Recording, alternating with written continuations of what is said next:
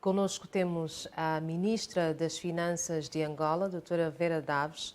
Senhora Ministra, bem-vinda à Euronews. Angola acaba de passar por mais uma avaliação do Fundo Monetário Internacional com sucesso. Terá agora mais uma parcela de um financiamento aprovado em 2018 e ainda beneficiou de um aumento do valor inicial. Quais foram os termos destas negociações e em que condições foi feito este aumento? Muito boa tarde, Nelsa. Essa decisão do Conselho de Administração do Fundo Monetário Internacional demonstra que os membros do Conselho de Administração do Fundo Monetário Internacional calcionaram aquele que é o resultado do trabalho técnico e que comprova que a dívida pública angolana, apesar de continuar sob forte pressão por causa do momento económico e financeiro que vivemos, é sustentável. E que em face disso vamos ter acesso a um desembolso.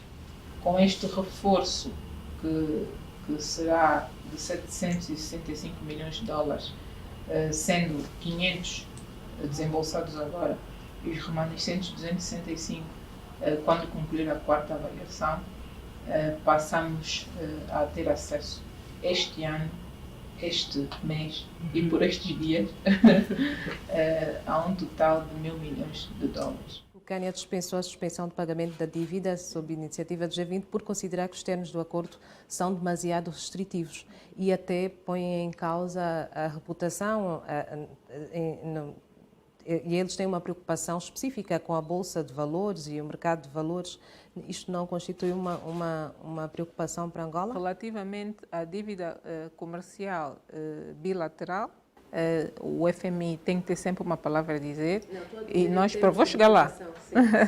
E nós próprios também temos privilegiado termos concessionais. Com relação à participação nos mercados, nós temos que olhar para o contexto, não é? Se nós quiséssemos hoje ir aos mercados, iríamos a um preço absurdamente alto, não é? Por causa das condições económicas, por causa da percepção que ainda existe relativamente à situação das nossas contas públicas, de modo que uma ida agora aos mercados não seria avisada. De modo que teremos de qualquer modo de esperar que a situação se recomponha a nível mundial, que a situação se normalize a nível das contas públicas de Angola para poder ir aos mercados internacionais. De modo que acho que até aí o time em casa, não poderíamos de qualquer modo ir aos mercados agora. Reputação, estamos todos debaixo de um grande stress de tesouraria, com pessoas a morrer, literalmente. E eu acho que a preocupação com ter espaço e meios para salvar vidas e para impedir o pior, para nós é o mais importante. Naturalmente que continuamos empenhados com as reformas económicas que são necessárias para mostrar que somos um governo sério e que está comprometido com fazer o melhor. Mas que precisamos de recursos para assegurar que se perca o menor número de vidas possível, precisamos. E o nosso compromisso é com isso. A agência de rating Fitch apontou uma possível deterioração na sustentabilidade da dívida pública que poderá inibir a capacidade para reduzir significativamente os níveis da dívida a longo e médio prazo. No fim desta moratória ou a extensão deste tempo, esta suspensão não poderá comprometer a capacidade de Angola depois para honrar com os compromissos? As avaliações são feitas sempre com base na informação disponível, não? E a informação que estava disponível na altura é que a avaliação por parte do FMI em Angola estava atrasada, não havia decisão e havia preocupações relacionadas com a sustentabilidade da dívida. E a produção, há acordos a cumprir com a OPEP, o preço do petróleo ainda não está tão alto assim, colocando-me na posição de uma agência de rating, eu também estaria preocupado. Mas existe informação mais atualizada. Conseguimos ganhos da reformulação do perfil de dívida, temos poupanças concretas, números concretos, estamos a ser resilientes no que diz respeito à arrecadação não petrolífera e estamos a conseguir ser corajosos para cortar despesa. De modo que a conjugação desses fatores fez com que o Conselho de Administração do Fundo Monetário Internacional entendesse que a dívida pública angolana é sustentável.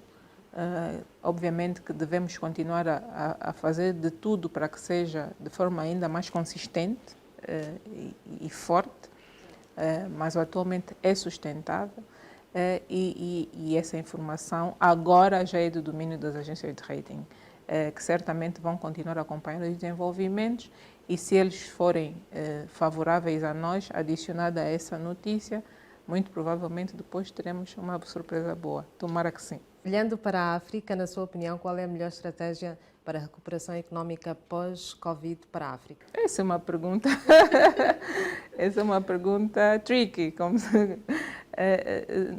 Eu penso que seria injusto dizer que existe uma proposta melhor, porque cada país tem as suas especificidades, cada país tem a sua estrutura, cada país tem as suas necessidades do momento, as suas expectativas, e acho que cada um está a fazer o cocktail que melhor lhe serve. E nisso temos que nos respeitar mutuamente, as opções de política que estão a ser tomadas, respeitarmos uns aos outros, aprendermos uns com os outros e irmos ajustando ao longo do caminho que tiver que ser ajustado. Para isso, o diálogo é muito importante e temos dialogado bastante, temos participado em vários fóruns, várias iniciativas, agora webinars e tudo. Mas acha que há uma estratégia comum para a África? Sente que os países estão a virar-se mais para si, para dentro agora? Porque era o que se esperava, com o fecho de fronteiras, que houvesse mais coordenação regional e até continental. Sem dúvida, e eu sinto que os países não estão somente a virar-se para a região, mas também a olhar para dentro do país, pelo menos, e posso falar do caso da Angola com mais propriedade, que é como é que nos conseguimos tornar autossustentáveis do ponto de vista, por exemplo, alimentar. Como é que podemos otimizar o facto de termos países vizinhos com potencial tão grande em termos de procura e nós com potencial tão grande em termos de oferta se nos dispusermos a fazer acontecer, né? De modo que têm sido feitas reflexões em torno de tudo isso e não só em termos de partilha de conhecimento e de estratégia do ponto de vista económico, mas também do ponto de vista de segurança. Última questão, Sra. Ministra. Qual é o legado que gostaria de deixar enquanto mulher e chefe num setor considerado estratégico? Para a África, estou a falar para a África, já que foi considerada uma das 100 mulheres mais influentes em África. Eu costumo dizer que as pessoas geralmente têm expectativas muito altas, não é? Com os outros, consigo mesmas, expectativas muito altas. E eu gosto de me sentir e me considerar uma pessoa modesta. E nessa minha modéstia, eu gostaria de deixar pelo menos um tijolo naquele que é o edifício da Nova Angola e da Nova África que estamos a construir. Um tijolo que seja inamovível, não é? Pode ser um, mas que fique e que ninguém retire. Uma transformação que pode ser simples, mas que seja sentida e que perdure. E é nisso que eu tenho trabalhado todos os dias. Olhar para o simples, para o que eventualmente não seja tão caro assim, que esteja ao alcance daquilo que são as minhas competências, as minhas habilidades, os recursos que estão à minha disposição, mas que seja uma transformação tão profunda que ninguém a possa remover. Obrigada, Sra. Ministra, por este exclusivo à Euronews. Obrigada. Boa continuação.